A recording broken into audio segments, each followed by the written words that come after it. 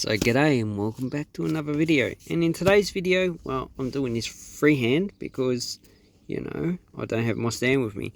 So anyway, we have 4 50-cent coins, and well, I can't see it on the camera. It's like really bad to actually film outside, but I can actually see the coins just with my eye, and I can see these are all well circulated coins. And the thing is that should you be collecting common date 50-cent coins? I have some information in the background, and well, it all depends on what grade it is, as well as the year and the mintage. So a lot of people keep 1971 coins, so this one's well circulated, but it's older than me. They generally don't keep 1985 coins, so generally the coins from the 80s, 90s, they don't really keep, except for the commemorative ones, but most of those are really not worth keeping either.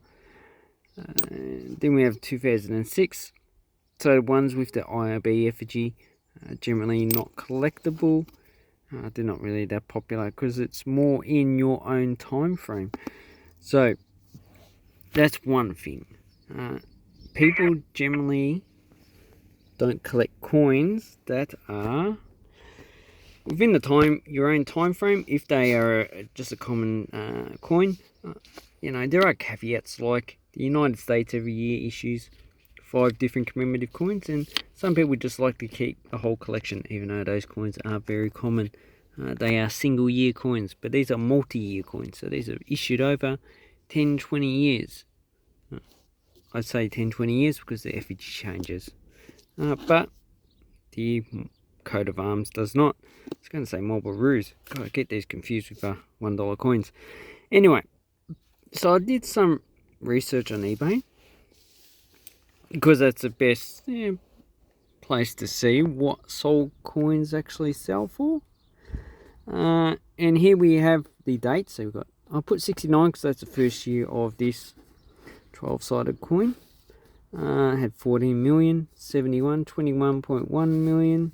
So that's a very common coin. 83, 48.9 million. So you're really going to get these all the time. 2006, 59.3 million. So this is the highest minted 50-cent coin ever. So no wonder why there's a lot of errors in them. Doubling because they probably just used the dice because they needed them. 2015, 19.4 million. Okay, so on eBay, we have the sold values. So we are extremely fine and uncirculated. Anything below extremely fine, so like, you know, that's probably extremely fine. This one is probably EF, probably low grade EF. That's probably VF, and this is probably also VF. So very fine. Anything below EF, I just wouldn't bother collecting because, you know, it's only worth 50 cents. So 69, $2 to $3 EF. I see they sell $4 to $5 in uncirculated, but they should be around about $20. Maybe a lot of people just collect them, so there's just a lot more uncirculated ones on the market. Okay, 71, $1 to $2 for EF. $20 I seen them sell for in uncirculated. So these are probably lower, even though they have a higher mintage than the 69. It's probably a lot less kept because people probably just got sick of them, or they'll probably just keep in the 1970 coins instead of 71. Okay, 83, 50 cents EF. $8 to $9 uncirculated. And the last two, so pretty much this is all for 2000 coins, except for 2019, 20, 21. They're lower mint, but they just new coins. Uncirculated is $2 to $3. Anything below that's pretty much face value. So if you actually kept one of these coins at the date, so you kept a 1969 in 1969, how much would it be worth now? Or should you bid anything to actually sell it for to get just your money back? So 1969 buys $12.64 items in the supermarket. 71 buys, this is $1. So, sorry, I forgot to say that. So that's for $1. So for 50 cents, you need to actually cut it in half.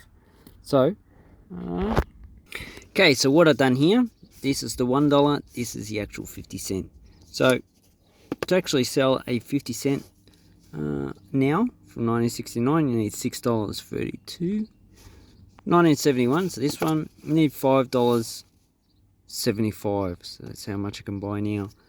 81, you need $1.89. And 2006, need 70 cents. So this is equivalent to 70 cents now. But there's a lot of flaws in this.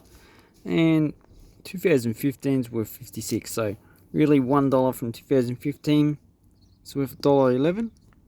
Just remember, we're not taking into account inflation over last year. Over last year, inflation's been about 10-20%. Whatever. So I've got the inflation rates here. So whatever the RBA takes as inflation rate, I usually just double it, and that's more realistic. But really, $1.11. Nah, since that's like 8 years. So the inflation rate roughly is about 4% per year, per annum. In the last year, it's been, I'll just say 10%. It's probably a lot higher than that. Okay, so you need 7 for 21% plus 10%. And just remember, this is compounded. So that's 31%, but it should be a bit higher because you're taking, so you got 100, so that's the initial one, then you got 104 for 4%.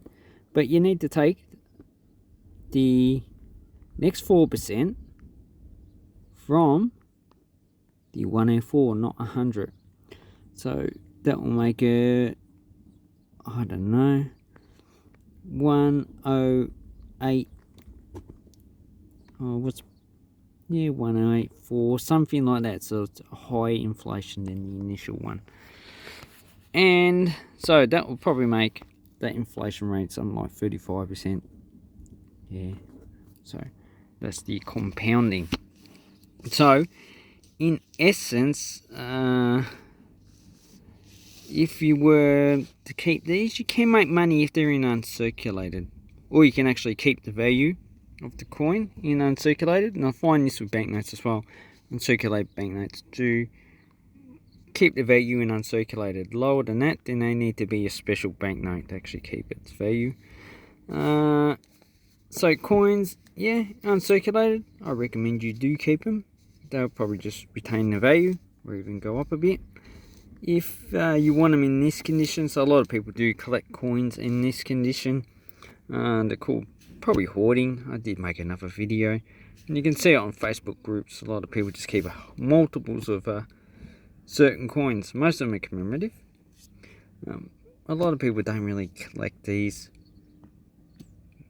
coat of arms 50-cent coins, and I hope this video will help you to understand why they actually don't, because these are all just 50 cents. So if you're going to keep these for 20 years from now, inflation rate roughly 4%, so you're going to lose 80% of its value. So you got 20 years times 0.4 equals 0.8. So 0.8, which equals 80%. So you need to, so for every $1 times 1, okay, so you need a 1 because the 1 is the initial $1. So 80 equals $1.80. And if you do it in reverse, then your money, your money will actually go down. So that is pretty much how inflation works. Gee, I hope I didn't actually say 10%. 10 years, 40%. But we know inflation rate, yeah, at this time is actually a lot higher than what it is now. So I hope this encourages you to actually evaluate the actual coins you get. If you want to keep a coin because you like it, that's not included in this video. I'm just talking about people who want to keep it for a monetary value. I do keep coins because I like them, not because of the actual value of them. And I hope you also do that too, as well as using some of them as investment type coins. Anyway, thank you very much and have awesome coin and banknote time. Thank you and goodbye.